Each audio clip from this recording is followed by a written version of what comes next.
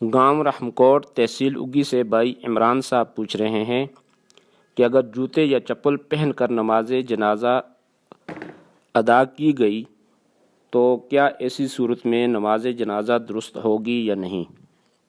یعنی کوئی آدمی جو ہے وہ نماز جنازہ کے دوران جوتے نہیں اتارتا اور نماز جنازہ جوتوں کے ساتھ پڑھتا ہے تو یہ نماز درست ہوگی یا درست نہیں ہوگی؟ بسم اللہ الرحمن الرحیم۔ بھائی عمران صاحب، یہ بہت اہم سوال ہے اور پیش آمدہ مسائل میں سے ہے۔ عمومی طور پر لوگ اس میں مبتلا ہیں اور اکثریت کو اس مسئلے کا علم نہیں، اس لیے اس میں تفصیل درکار ہے۔ آپ سماعت فرمائیں کہ اگر جوتے یا چپل پر نجاست نہیں لگی ہوئی اور بالکل وہ پاک ہیں تو ایسی صورتحال میں ان جوتوں میں نماز پڑھنا درست ہے، کیونکہ نماز جنازہ عام طور پر مسجد سے باہر کھلے میدان میں ہوتی ہے اور نماز جنازہ میں سجدہ بھی نہیں جس کی ادائیگی میں چپل یا جوتے مشکلات پیدا کر سکیں، اور اگر جوتے یا چپل پر نجاست لگی ہوئی ہے تو ایسی صورت میں ان جوتوں کے ساتھ نماز جنازہ درست نہیں ہوگا،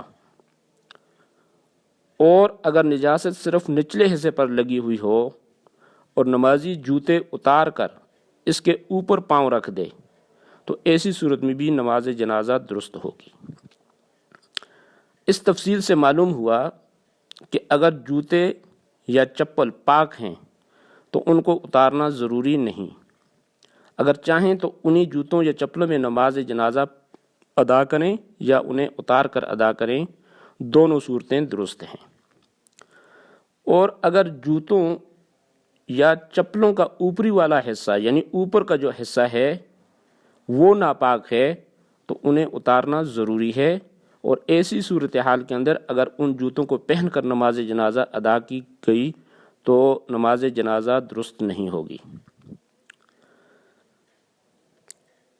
المحیط البرہانی للامام برہان الدین ابن ماجہ جلد نمبر 1 صفحہ نمبر 398 پر ہے، وَإِذَا صَلَّى عَلَى مَوْضِعٍ نَجَسٍ وَفَرْشٍ عَلَيْهِ وَقَامَ عَلَيْهِمَا جَازَ وَلَوْ كَانَ لَابِسًا لَهُمَا لَا يَجُوزُ لِأَنَّهُمَا يَكُونَانِ تَبْعًا لَهُ حِينَئِذٍ۔ اسی طرح حاشیہ علی مراقی الفلاح شرح نور الایضاح کے اندر جلد نمبر 1 صفحہ 383 پہ یہ مذکور ہے، وَلَوْ اِفْتَرَشَ نَعْلَيْهِ وَقَامَ عَلَيْهِمَا جَازَ فَلَا يَضُرُّ نِجَاسَةٌ مَا تَحْتَهُمَا لَكِنْ لَا بُدَّ مِنْ طَهَارَةٍ عَلَيْهِ مِمَّا يَلِيَ الرِّجْلَ لَا مِمَّا يَلِيَ الْأَرْضَ فقط وَاللَّهُ أَعْلَمُ بِالصَّوَابِ۔ مجھے امید ہے کہ اس تفصیل سے آپ کو اپنا مسئلہ سمجھ آ گیا ہوگا۔ اپنی دعاؤں میں یاد رکھیں۔ والسلام، اللہ حافظ۔